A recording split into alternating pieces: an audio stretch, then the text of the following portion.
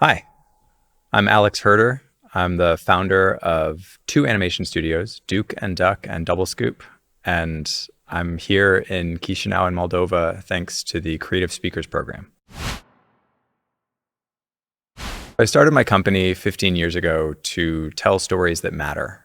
I really do enjoy learning. I'm an incredibly curious person, and there's just something really special about being able to take a topic and relate it to someone else in a way that they understand, that motivates them to do something differently or to go on and teach others. Really, it's just an amazing opportunity to tell stories and to connect with people. From the beginning, it was really important for us to use the power that we have as storytellers and as people who make content in a way that sort of pushes forward a better version of the world, a less cynical version. But of course, in 15 years, what we've done has changed quite a lot. You know, in the beginning, YouTube was new and mobile phones with streaming internet didn't exist yet. So the video paradigm, the world in which those stories take place, have changed a lot. But fundamentally, that same act of telling a story, that's something that stayed with us throughout our entire time in business. When we partner with a client or a collaborator, it's really important that we share a vision for the kind of values that are embedded in the stories that we tell. So if it's a corporate social responsibility video, working with a big nonprofit, we really do want to honor the story that's being told and the impact that's being made. So we're very selective about the kinds of people we work with and the kinds of stories that we tell. In my experience, sometimes you're hired to make a piece of content. And really often that's what the contract says, right? You're being hired to make a 60-second video. But the reality is that there are so many decisions that go into making a piece of content, to making a video, that even if all you're doing is creating commissioned work, you're making a lot of strategic decisions. And so we find that as we work with clients over and over again, I think the role that they value most is that of a strategic partner, of a messaging advisor, a strategic advisor, not just the execution of the content, but kind of the why behind the content and where it goes. A few years ago, we started doing a bit of work with the American Red Cross, and this work was different from what we'd done before in that it was explicitly for kids. And we approached it really from a sort of storytelling and entertainment point of view. And it was so much fun. We got to play, we got to do music, we got to really lean into that cartoon piece of animation that we hadn't really done before. And it really worked in terms of pushing change, in terms of helping kids and families prepare for disasters and emergencies, which is what that engagement was about. It was just a blast. And we knew we wanted to do more of it because we knew that if we could tell stories that really do engage that next generation, that make a difference for them, we're making an impact that will go across generation and into the future. And that's really what we're doing with Double Scoop Studio. We like to think of it as, you know, being able to combine entertainment, education, impact, you know, really sort of like an ice cream sundae where you're putting those two pieces together. Maybe you're throwing in some sprinkles or some whipped cream as well. Every industry, and I think especially creative industries, have faced a lot of change.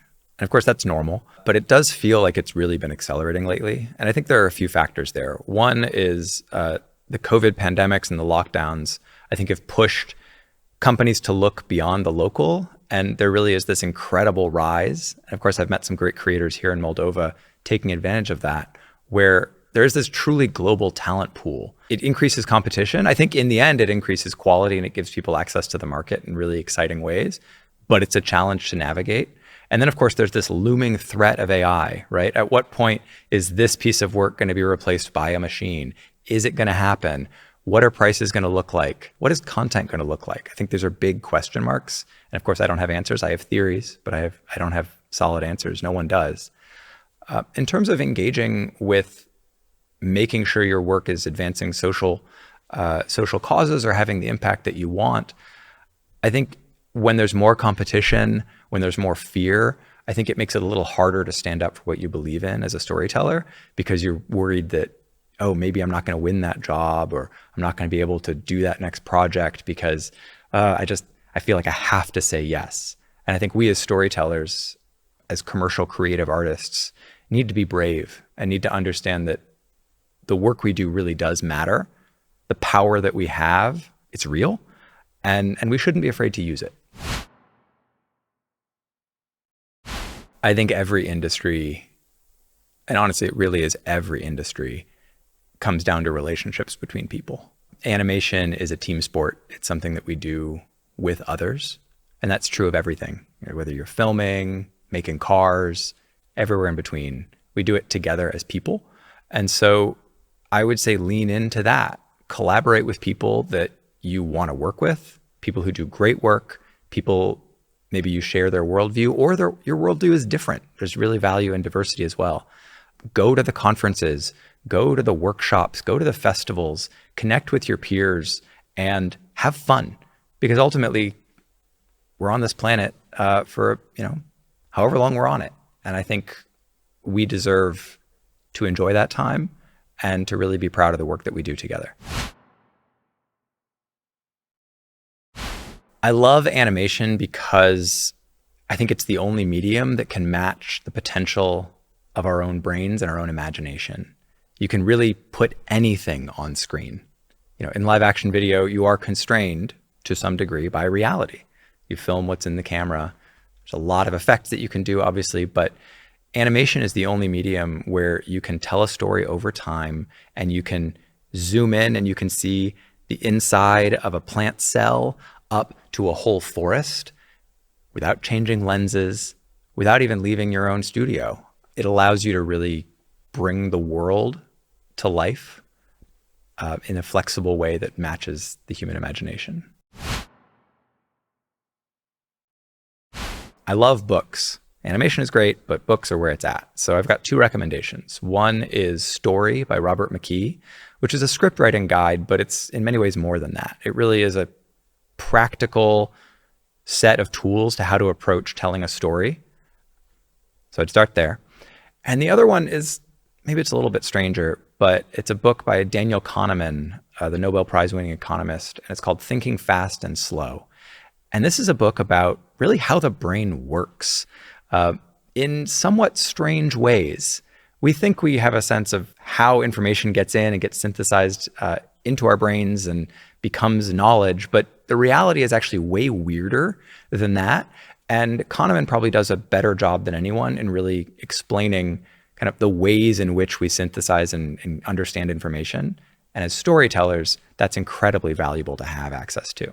I have been so impressed by the facilities and the people here at Mediacor in Chisinau, and I'm just so grateful for the opportunity to come, to have met all these wonderful Moldovan creators. And I just wanted to say thank you to the folks here at Mediacor, and of course to the US Embassy here in Moldova for making all this possible. It makes me proud as an American, and I'm just so grateful for the opportunity.